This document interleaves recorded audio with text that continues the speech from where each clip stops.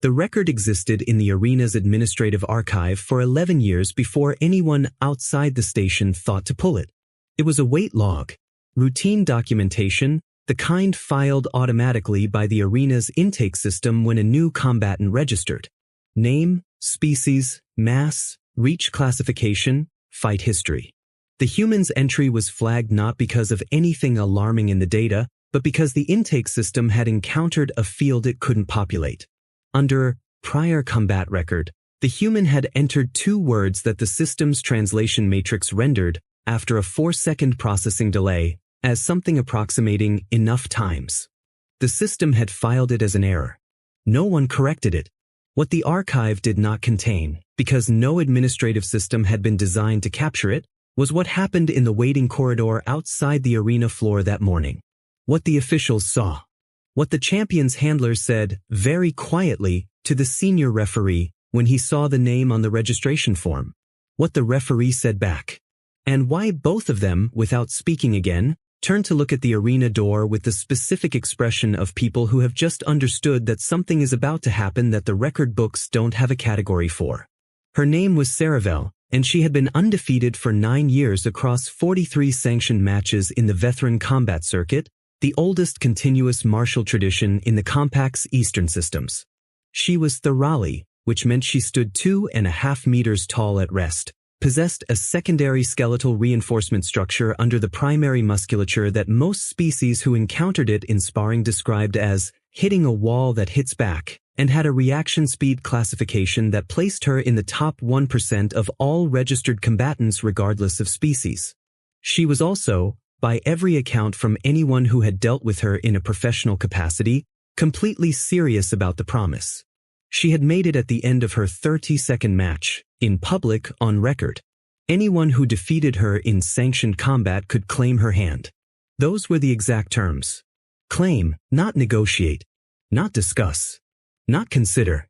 She had used the word claim in the formal Thorali sense, which carried a legal weight that the Compact's Cultural Liaison Office had spent 3 weeks trying to explain to the 17 species who had sent formal inquiries after the announcement and had ultimately summarized as binding under Thorali cultural law in a way that has no clean analog in most member state legal frameworks, but which the individual in question considers non-negotiable. 43 matches. 43 losses for the challengers. The 44th had registered that morning under the name Marcus Vell, human, weight class unspecified because the system couldn't find a human weight class in its database, and the senior referee had read the name and then read the species classification and then read it again, and then gone to find the handler. The handler's name was Dosket, and he had managed Saravel's career for 6 of her 9 years of competition. He was a compact, precise Thorali male, and he approached his work with the methodical temperament of someone who had learned, through long experience, to separate his professional assessments from his personal feelings about outcomes. He read the registration form when the referee handed it to him. He read it twice. Then he said, "Is this a joke?" "The intake system flagged it," the referee said. "I ran it through secondary verification. The registration is valid. The entry fee cleared. The medical waiver is signed. Humans don't compete in the circuit." "This one filed the paperwork correctly," the referee said. "All of it, including the cultural acknowledgement form for Thorali binding customs." Dosket looked at the form again. The cultural acknowledgement form was 6 pages long and written in formal Thorali, a language that the Compact's translation systems handled adequately for trade and diplomacy and handled very poorly for anything involving nuance, custom, or the specific weight that certain words carried when they were spoken in certain contexts. Most challengers who bothered to read it at all skimmed it through an auto-translator and missed half of what it said. He looked at the signature line. The form was handwritten. In Thorali script. Not translated. Written. He wrote this himself? Dosket said. The handwriting analysis confirms it, the referee said. He didn't use a transcription service. Dosket set the form down very carefully. He had been doing this job for a long time, and he had learned to pay attention to the small things, because the small things were usually where the actual information lived. A human who had learned thoroughly script well enough to handwrite a 6-page legal acknowledgement form was not the same thing as a human who had signed up on an impulse because he'd heard about the challenge and thought he was strong enough to try. This was something else. He didn't know what it was yet. "Where is he?" he said. "Waiting corridor," the referee said. He arrived an hour early. Das Ket went to the waiting corridor. He had intended to observe from the entrance without making his presence known, because observation without engagement was how you learned what you were actually dealing with, but the human looked up the moment he opened the door, which was the first thing that registered as unusual, because the waiting corridor had a sound-dampening threshold designed specifically so that people on the inside could not hear the approach of anyone on the outside. Marcus Vell was sitting on the bench with his back straight and his hands loose in his lap, and he was looking at Das Ket with the calm, attentive expression of someone who had been expecting him. He was medium height for a human, which made him approximately a full meter shorter than Saravel. He had the kind of build that experienced fighters recognized. Not the mass of a power combatant, not the lean architecture of a speed specialist, something in between that suggested long training in multiple disciplines rather than optimization for any single one. His hands were interesting. Old scarring across the knuckles, but not random. Specific, patterned. The kind of scarring that only comes from sustained, intentional contact work over many years. "You're her manager," Marcus said. "Not a question." "I am," Das Ket said. "And you're the human who wrote his own cultural acknowledgement form in Thorali script. I wanted to make sure I understood what I was agreeing to." "Did you?" Marcus looked at him steadily. "I understood it well enough to sign it," he said. Das Ket studied him for a moment. In 9 years, he had developed a reliable system for assessing challengers quickly. Mass, reach, and carriage told you the physical story. Eye contact and response latency told you the psychological one. He applied the system now and got results that did not fully cohere. The physical read said moderate threat, manageable by Saravel's standards. The psychological read said something he didn't have a clean category for. The human was not performing calm. He was not doing the particular kind of controlled breathing that fighters use when they are afraid but managing it. He appeared, as far as Das Ket could assess, to simply be calm. Genuinely, unremarkably calm. The way someone is calm when they are sitting somewhere familiar doing something they have done before. This was not a waiting room where people were calm. "I'm going to tell you what I tell every serious challenger," Das Ket said. "Not to discourage you. Because you filled out the paperwork correctly and you're entitled to the truth." He sat down across from the human, because this conversation warranted sitting. In 43 matches, no one has taken Saravel past the second period. In 43 matches, no challenger has successfully landed a scoring contact to her upper register. In 43 matches, 11 combatants required medical attention after the match. She doesn't lose control. She is simply better than everyone she has faced. He paused. "What makes you believe you are different?" Marcus was quiet for a moment. When he answered, it was not the answer Das Ket expected. It was not a claim about strength, or speed, or training, or any of the physical metrics that challengers typically cited when they were trying to justify their confidence. What he said was, "I've been watching her fight for 4 years." "For years," Das Ket said. "Every sanctioned match she's recorded since year 5. Some of the earlier ones too, where the archive footage survived." He paused. "She's extraordinary. I want to be clear about that. What she does is extraordinary." Das Ket waited for the but. The qualification. The tactical analysis that would reveal some weakness the human believed he had identified, some gap in technique or pattern in her response that he thought he could exploit. It was what every serious challenger eventually produced when you gave them room to talk. The analysis that demonstrated both their preparation and their misunderstanding. Marcus didn't produce it. That's all. Das Ket said. "I'm not going to tell you my strategy," Marcus said. "Not because I'm being rude. Because you'd go tell her, and that's your job." Das Ket looked at him. He stood up. He said, "The match begins in 3 hours," and left the corridor. He went directly to Saravel's preparation room, and he told her about the conversation, and she listened the way she always listened to pre-match briefings, with complete attention and no visible reaction. When he finished, she was quiet for a moment. "He's been studying me for 4 years," she said. "That's what he said." "And he wouldn't tell you what he found?" "No." She nodded, slowly. "Good," she said. And then she went back to her preparation, and Dosket went back to his work, and the morning moved toward the match, and neither of them talked about the human again until it was over, and by then the conversation was different from any conversation they had expected to have. The arena on Vethra Station held approximately 4,000 spectators when configured for circuit-level combat, and it had been configured that way for decades. It was a serious venue for a serious tradition, and the crowd that gathered for Saravel's 44th defense was the kind of crowd that understood what it was watching. There were no casual observers in a circuit crowd. Everyone present knew her record. Everyone present had seen at minimum several of her matches. The atmosphere before a Saravel fight had a specific character that long-time attendees recognized and newcomers found difficult to describe. It was not exactly excitement, and it was not exactly reverence, and it existed in the space between those two things. The mood shifted when the challenger species was announced. It did not shift toward jeering. It shifted toward something more complicated, a murmur that moved through 4,000 spectators in about 8 seconds and then settled into a silence that was not the silence of respect but the silence of people who have just realized they don't know how to feel about what they're hearing. A human. In a Saravel match. The combinatorial strangeness of it was enough to reconfigure the entire room's expectations before either combatant had entered the floor. Saravel entered first, because that was the protocol for the standing champion.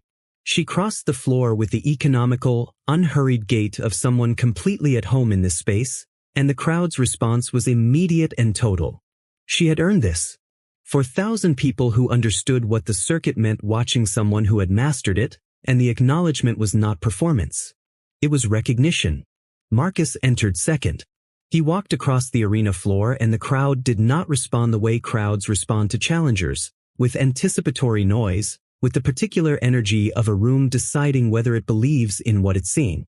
The crowd was quiet. He was, from any objective visual assessment, the smaller combatant. He was visibly the smaller combatant in a way that numbers on a registration form did not fully communicate until you saw them standing in the same space. The silence had a quality to it that Dosket, watching from the handler station, recognized reluctantly as the silence of a room that has already made a prediction and is waiting for the evidence to confirm it. Marcus stopped at his mark. He looked across the floor at Saravel. She looked back at him. Her expression was the same one she brought to every match. Absolute, focused, professional. She did not dismiss challengers with her face. She had never needed to. The senior referee began the formal opening. The circuit's ritual acknowledgments, the reading of the terms, the confirmation of both combatants' agreement. When he reached the part about the standing promise, he read it in the traditional phrasing and both combatants responded in the traditional phrasing, and Marcus's thoroughly was, Dosket noted from across the floor, grammatically precise in a way that took most non-native speakers years to achieve. The bell sounded. For the first 40 seconds, nothing happened that the crowd had not seen before. Saravel moved through the opening assessment pattern that her 9 years of competition had made recognizable to anyone who followed her matches, a controlled circling with weight forward, reading the challenger's response to pressure, establishing the spatial relationship that would define the match's opening period. It was the pattern that had always told her what she needed to know. Every challenger she had faced had responded to it in one of 3 ways. They had backed up, which told her they were managing fear. They had mirrored, which told her they were primarily strategic, or they had pressed forward, which told her they were primarily physical and confident in their mass advantage. Marcus did none of these things. He stopped moving entirely. He stood in the center of his half of the floor, weight evenly distributed, hands in a guard position that Dosket did not immediately recognize as belonging to any specific circuit style, and he watched her circle. He did not track her with his shoulders, which most combatants do without realizing it, the unconscious pivot that follows the direction of perceived threat. He tracked her with his eyes only, head minimally mobile, which meant his peripheral field was doing the heavy lifting and his eye movement was available for something else. Dosket did not know what the something else was. He noted the absence of the expected behavior and filed it. Saravel adjusted. She closed the distance by 2 steps, which was a probe, a test of whether the stillness was confidence or miscalculation. The correct response to a champion closing distance was movement, because standing still in the face of a closing Apex-class combatant was not a tactical choice any experienced fighter made voluntarily. Marcus stood still. Saravel stopped. She reassessed. She was, Dosket knew, running the same analysis he was, trying to determine whether the stillness was ignorance or intention.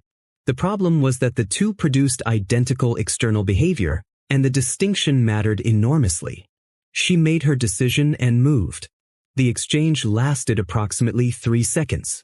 Dosket had seen hundreds of exchanges in this arena, and he watched this one the way he always watched the first exchange, as data, as the opening sentence of a match's argument. What he saw in those 3 seconds was this. Saravel initiated with her standard opening sequence, a controlled pressure combination designed less to score than to test the challenger's defensive architecture. She was not trying to end the match. She was learning it. Marcus's defensive response was partial. He covered 2 of the 3 lines of the combination completely, the third partially, and absorbed the partial coverage on his left shoulder with a rotation that redistributed the impact in a way that Dosket's experienced eye read as deliberate. Not accidental. Deliberate. He had chosen to absorb the contact there rather than cover it fully, and the rotation said he had thought about that choice ahead of time. He was learning something from being hit. Dosket did not yet know what. The crowd made a sound. Not the sound of watching someone absorb punishment. The sound of 4,000 people simultaneously recalibrating a prediction. He took that on purpose, said the referee, standing beside Dosket at the handler station, and he said it very quietly, the way someone says something when they're not sure they're right and need to hear it out loud to test it. I don't know, Dosket said. And the honesty of that answer was the first thing that had genuinely unsettled him since the morning. The first period ended without a decisive score on either side. This was, in the circuit's recorded history for Saravel matches, unprecedented. She had scored in the opening 30 seconds of every previous match. Not always definitively. Not always overwhelmingly. But something. A clean contact, a positional advantage, a forced error that established the match's direction. The first period ended with Marcus Vell standing where he had been standing, upright, controlled, with the particular quality of a person who has spent the last few minutes collecting information at a cost he had decided in advance he was willing to pay. Between periods, Dosket went to Saravel's corner. She didn't sit down. She stood, breathing evenly, and she said without preamble, "He's mapping me." "Yes," Dosket said. "He's absorbing contact to collect data. He's building a model in real time." "I think so." She was quiet for a moment. "He's been studying my footage for 4 years," she said. "And he came in here and started collecting data anyway. Which means he knew the footage wasn't enough." She looked at Dosket. He knew before he entered the floor that he would need information he couldn't get from recordings, and he factored in the cost of getting it, and he's here anyway. "Yes," Dosket said. "That's not a standard challenger," she said. "No," Dosket said. "It isn't." She nodded slowly. She said, "Increase the pressure in the second period. Don't let him finish building the model." Dosket went back to his station. The second period began. He watched what Saravel did, which was exactly what she had said. She increased the pressure, meaning she reduced the time and space available for Marcus to operate in, meaning she committed to more decisive contact at a higher frequency than she typically used this early in a match. It was a sound tactical decision. It was the correct response to a challenger who was using time as a resource. You take the time away. What happened next was the thing that Dosket would return to, later, many times, trying to understand exactly when his assessment had gone wrong and why. Under increased pressure from a thoroughly Apex-class combatant, a human being of significantly smaller mass and reach should have been forced into pure defense, managing the contact load, trying to survive the period. This was not an assumption based on species bias. This was structural reality. Saravel's mass advantage was real, her reach advantage was real, her skeletal reinforcement was real. These were not factors that could be offset by cleverness alone. Under increased pressure, The physical reality should have asserted itself. Marcus stepped forward. Not backward. Not sideways.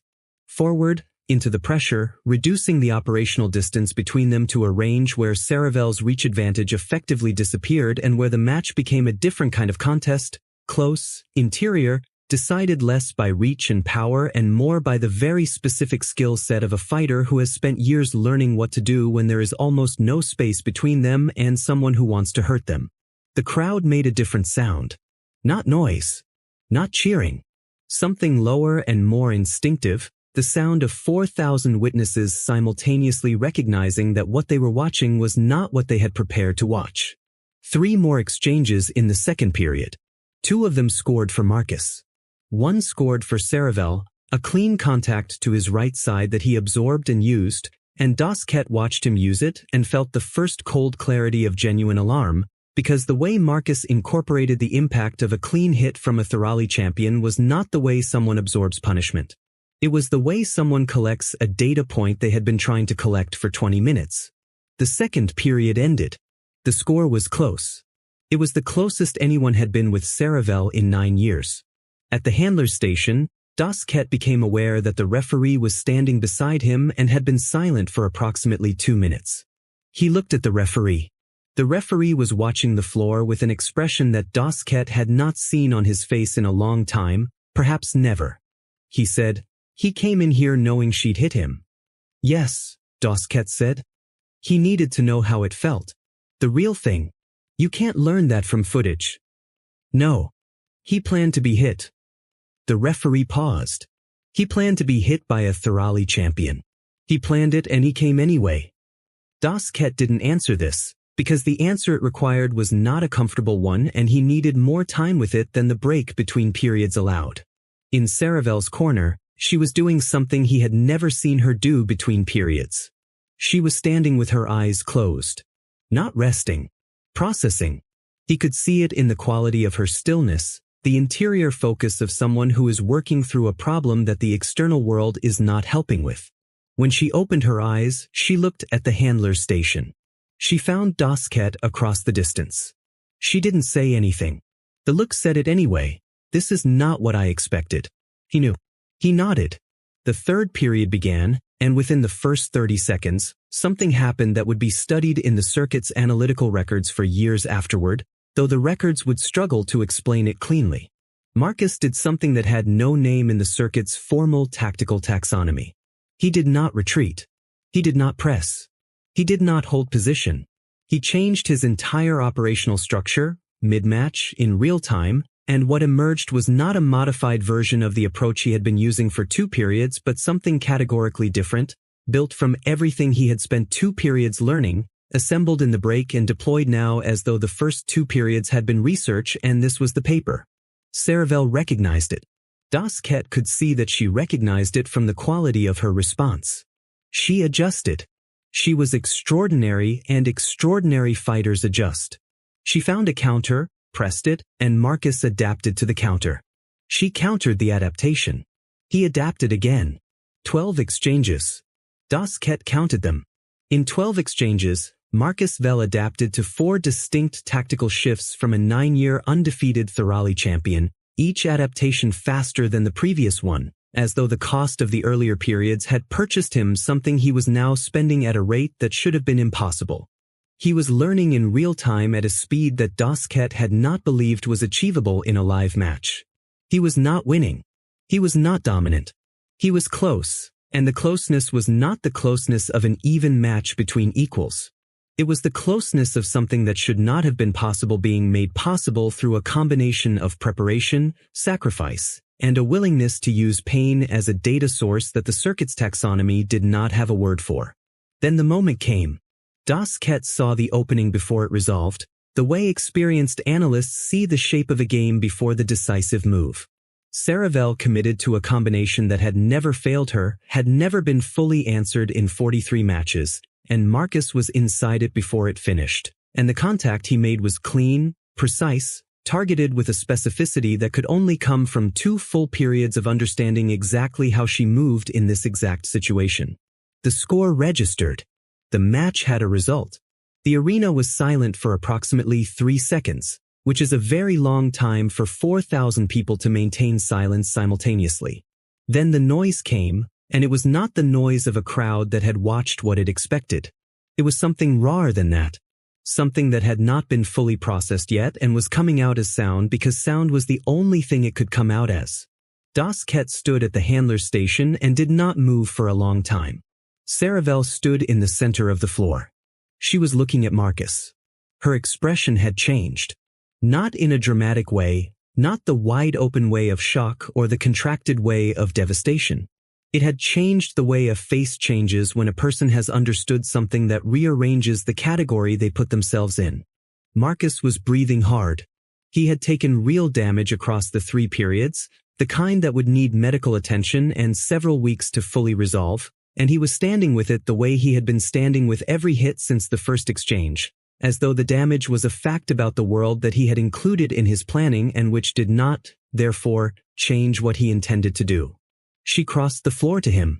It was an unusual thing for a champion to do. The protocol called for the referee to come to the center, but she crossed the floor, and when she reached him she stopped at arm's length, and she looked at him for a long time. "For years," she said. "For years," he said. "You knew, before you walked in here, that you would take damage. You planned to absorb it in specific places to collect specific information." "Yes. That's why you came early. You'd been building the model for 4 years from footage, and you needed the remaining data, and you calculated what getting it would cost." He looked at her steadily. "I knew what I was agreeing to," he said.